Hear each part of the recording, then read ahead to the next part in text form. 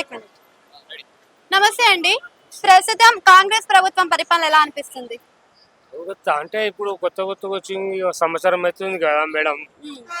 అయితే ఇంత ముందు 10 సంవత్సరాలు అయితే కేసీఆర్ నడిపించాడు. అదైతే ఎక్దమ్ ఫస్ట్ క్లాస్ ఉండే తెలంగాణ ప్రభుత్వం. ఇప్పుడు కాంగ్రెస్ ప్రభుత్వం లేదనిపిస్తుందా మీకు? ఇప్పుడు అంతా మొత్తము లాస్ ఎందుకు లాస్ అనిపిస్తుందా మీకు? అంటే ఇప్పుడు చాలా బస్సులు ఫ్రీ చేశాడు.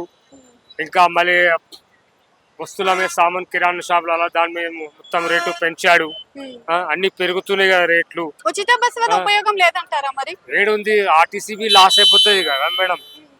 మళ్ళీ వాళ్ళకు జీతాలకు వెళ్ళాలంటే ఏడైతే చెప్పండి. ఇప్పుడు స్టేట్ గవర్నమెంట్ కి సెంట్రల్ గవర్నమెంట్ సపోర్ట్ ఇస్తా ఇయ్యదు కదా.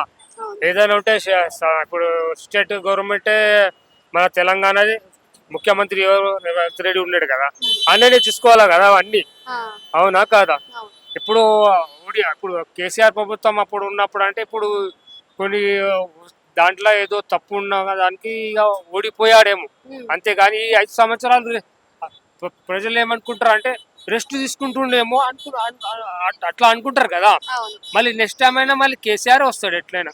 ఎందుకంటే కేసీఆర్ మాట కేసీఆర్ ఇప్పుడు లేడీస్ కానీ జెంట్స్ కానీ పేదోళ్ళు కానీ పొలం గురించి కానీ ఇప్పుడు పింఛన్ గురించి కానీ గుడ్డోళ్ళకు వాళ్ళకు దాంట్లోకి అందరికి మనుషులో కూర్చున్నాడు కేసీఆర్. ఒక దేవుళ్ళ రూపంలో కూర్చున్నాడు కదా మేడం.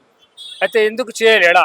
ఇప్పుడు హాస్పిటల్లో గాంధీ హాస్పిటల్లో గాంధీ హాస్పిటల్లో చూడండి మీరు, మందులు వస్తున్నాయా? ఉచిత మందులు ఇస్తురా? ఎప్పుడు ఇస్తారు? ఈ సంవత్సరం కాదు, ఇంకా 4 సంవత్సరం అయితే ఇయ్యడు కాంగ్రెస్. అదే అంతే. థ్యాంక్ యూ అండి.